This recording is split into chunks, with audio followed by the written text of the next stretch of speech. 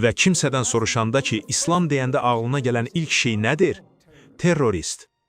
Baxın, necə assosiasiya yaranıb.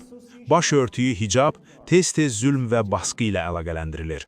Mən tez-tez müsahibə verirəm və deyirlər, İslam belə bir zülmə necə icazə verir? Mən cavab verirəm ki, siz zülmü baş örtüyü ilə necə əlaqələndirdiniz? Bu mənim üçün böyük bir sualdır. Bunu necə etdiniz?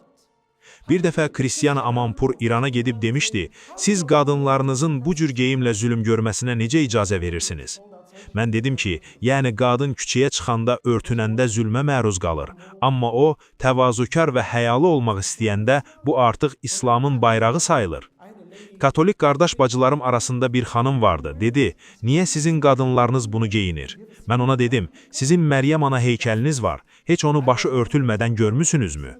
Dedi, heç vaxt, bu küfr olardı. Bir dəfə sinagogda idim, İslamla Yahudilik arasında körpülər mövzusunda təqdimat etdikdən sonra, Yahudi dininə mənsub bir kişi mənə yaxınlaşıb hirslə dedi, bu sizin qadınların geyindiyi nədir? Bu nə cür geyimdir? Çox təhkiramiz danışırdı. Mən ona sakin və hörmətlə dedim, siz Musa Peyğəmbər haqqında olan filmi görmüsünüzmü? Dedi, bəli.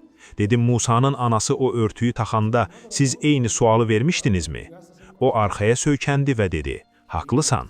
Dedim, fərq ondadır ki, biz bunu qoruyub saxlamışıq, siz isə yox.